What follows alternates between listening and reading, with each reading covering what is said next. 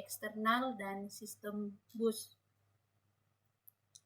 Yang pertama, memori internal. Memori internal adalah salah satu jenis memori yang terdapat di dalam perangkat elektronik seperti komputer, laptop, atau ponsel pintar yang berfungsi sebagai tempat penyimpanan data atau instruksi program. Memori internal biasanya merujuk pada komponen hardware yang bersifat permanen atau sementara untuk mendukung kinerja perangkat. Yang pertama ada RAM atau Random Access Memory. Yang pertama, fungsi sebagai memori sementara yang digunakan untuk menyimpan data atau program yang sedang berjalan. RAM memungkinkan akses cepat ke data oleh prosesor. Yang kedua, karakteristik. Yang pertama, data akan hilang ketika perangkat dimatikan atau volatile memory. Yang kedua, kapasitas RAM yang besar membantu perangkat berjalan lebih cepat. Dan contohnya itu ada DDR4, LPDDR5, dan lain-lainnya. Kemudian yang kedua, ROM atau Read Only Memory. Fungsinya itu sebagai memori permanen untuk menyimpan firmware atau instruksi dasar yang diperlukan saat perangkat pertama kali dinyalakan atau boot proses. Yang kedua, karakteristik. Data bersifat permanen dan tidak mudah diubah, non-volatile memory. Hanya dapat dibaca, read only, meskipun beberapa jenis ROM modern dapat diprogram ulang seperti EEPROM. Contohnya itu BIOS pada komputer. Yang ketiga, cache memory. Fungsinya itu sebagai memori yang sangat cepat untuk menyimpan data atau instruksi yang sering diakses oleh prosesor. Yang karakteristiknya itu ukurannya lebih kecil dibandingkan RAM, tetapi kecepatannya jauh lebih tinggi, terletak di dekat prosesor atau di dalamnya. Kemudian tingkatannya itu ada level 1, level 2, level 3, cache. Kemudian yang keempat, register. Fungsinya itu sebagai memori internal yang sangat kecil dan cepat untuk menyimpan data sementara yang sedang diproses oleh prosesor. Karakteristiknya itu kapasitasnya sangat terbatas, tetapi kecepatannya jauh lebih tinggi dibandingkan RAM dan cache. Yang kelima, flash memory. Fungsinya sebagai penyimpanan non-volatile untuk menyimpan data secara permanen seperti pada memori internal ponsel atau SSD. Karakteristiknya, yang pertama, data tetap ada meskipun perangkat dimatikan, dan yang kedua, digunakan dalam berbagai perangkat modern seperti smartphone, tablet, dan kamera digital. Adapun fungsi utama memori internal yaitu yang pertama, meningkatkan kinerja perangkat. Memori internal, khususnya RAM dan cache, membantu prosesor bekerja lebih cepat karena data yang sering digunakan tersedia dengan mudah. Yang kedua, menyimpan sistem operasi. ROM dan flash memory menyimpan sistem operasi dan data penting agar perangkat dapat berfungsi. Yang berikutnya itu mendukung multitasking. RAM yang besar memungkinkan perangkat menjalankan banyak aplikasi secara bersamaan tanpa mengalami lag. Topik yang kedua yaitu memori eksternal. Memori eksternal adalah jenis memori komputer yang digunakan untuk menyimpan data atau informasi secara permanen di luar memori utama RAM. Tidak seperti memori utama yang bersifat volatil, data hilang saat perangkat dimatikan. Memori eksternal memiliki sifat non-volatil sehingga data tetap terjaga meskipun komputer tidak mendapat aliran listrik. Fungsi utama memori eksternal. Yang pertama, penyimpanan data permanen. Memori eksternal digunakan untuk menyimpan file, dokumen, aplikasi, sistem operasi, dan data lainnya secara jangka panjang. Sedangkan data berguna untuk melakukan backup data penting untuk menghindari kehilangan informasi akibat kerusakan sistem atau memori internal. Yang ketiga, ekspansi kapasitas penyimpanan, menambah ruang penyimpanan di luar memori internal perangkat. Dan yang keempat, portabilitas, memungkinkan pengguna untuk memindahkan data antar perangkat dengan mudah. Adapun jenis-jenis memori eksternal, yaitu yang pertama, hard disk drive atau HDD. Merupakan jenis memori eksternal yang paling umum, menggunakan piringan magnetik untuk penyimpanan data. Kapasitas penyimpanannya besar dan relatif lebih murah, namun kecepatannya lebih rendah dibandingkan SSD.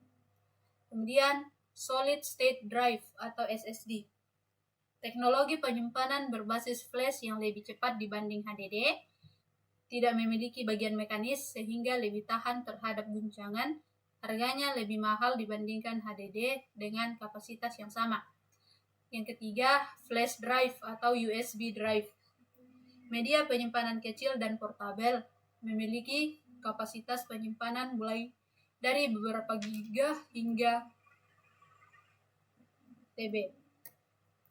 Yang keempat, memory card. Digunakan pada perangkat seperti smartphone, kamera, dan drone. Bentuknya kecil dengan kapasitas yang bervariasi. Yang kelima, optical disc atau CD, DVD, Blu-ray. Digunakan untuk menyimpan data dalam bentuk optik. Umumnya digunakan untuk distribusi media seperti film atau perangkat lunak. Yang keenam, cloud storage. Jenis memori eksternal yang tidak bersifat fisik.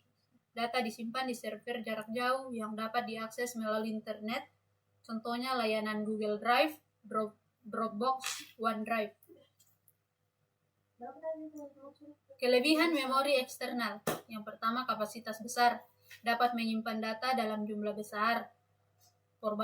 Portabilitas, yaitu mudah dibawa dan digunakan di berbagai perangkat. Keandalan, data tetap tersimpan meskipun perangkat dimatikan. Backupnya ideal untuk membuat cadangan data. Adapun kekurangan memori eksternal, yang pertama itu rentan kerusakan. Beberapa jenis memori seperti HDD rentan terhadap guncangan. Kecepatan akses umumnya lebih lambat dibandingkan memori internal. Biaya, beberapa jenis memori eksternal seperti SSD dan cloud storage memiliki biaya lebih tinggi. Ketergantungan fisik, perangkat fisik seperti flash drive dapat hilang atau dicuri. Topik yang ketiga yaitu sistem bus. Sistem bus adalah jalur komunikasi yang digunakan untuk mentransfer data, sinyal kontrol, dan instruksi antara komponen-komponen dalam sistem komputer, seperti CPU, memori, perangkat, input-output, dan perangkat lainnya. Bus memungkinkan komponen yang berbeda untuk saling berkomunikasi secara efisien. Komponen-komponen dalam sistem bus. Ada beberapa komponen dalam sistem bus. Yang pertama itu bus data, yang berfungsi untuk mengirimkan data antar perangkat di komputer. Lebar bus data atau jumlah jalur memengaruhi jumlah data yang dapat dikirimkan sekaligus, misalnya 8 bit, 16 bit, 32 bit, atau 64 bit. Komponen yang kedua itu bus alamat atau address bus. Digunakan untuk menentukan lokasi memori atau perangkat input-output yang diakses oleh CPU. Kemudian yang kedua, lebar bus alamat menentukan jumlah lokasi memori yang dapat diakses, misalnya untuk 23/32 untuk 32 bit. Bus kontrol atau kontrol bus. Komponen yang ketiga yaitu mengirimkan sinyal kontrol untuk mengatur operasi perangkat dan memastikan sinkronisasi antar komponen. Contoh sinyal kontrol meliputi sinyal baca atau tulis, sinyal interrupt, dan sinyal clock. Jenis-jenis sistem bus. Jenis sistem bus itu ada dua, yaitu bus paralel dan bus serial. Bus paralel. Banyak jalur digunakan secara bersamaan untuk mentransfer data. Kemudian cocok untuk kecepatan tinggi tetapi rentan terhadap interferensi dan mahal untuk implementasi jarak jauh. Kemudian yang kedua itu bus serial. Data dikirimkan 1 bit pada satu waktu melalui satu jalur. Lebih lambat dibandingkan bus paralel, tetapi lebih hemat biaya dan andal untuk komunikasi jarak jauh. Contoh USB PCA. Contoh implementasi bus dalam sistem komputer. Ada 4. Yang pertama, front side bus atau VSB. Digunakan untuk menghubungkan CPU ke memori utama. Yang kedua, PCI, Peripheral Component Interconnect. Digunakan untuk menghubungkan kartu grafis, kartu suara, dan perangkat lainnya ke motherboard. Yang ketiga, USB, Universal Serial Bus.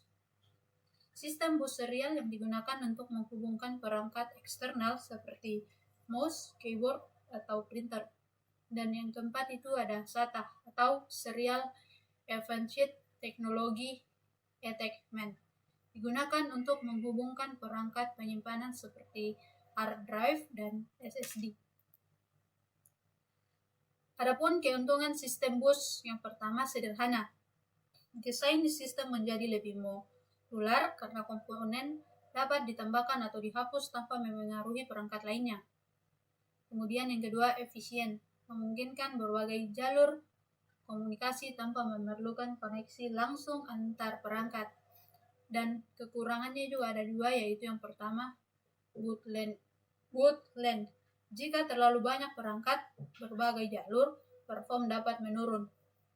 Dan yang kedua kecepatan terbatas, terutama pada sistem bus tunggal, kecepatan komunikasi bergantung pada kapasitas bus. Baik, demikianlah presentasi tugas saya. Terima kasih. Assalamualaikum warahmatullahi wabarakatuh.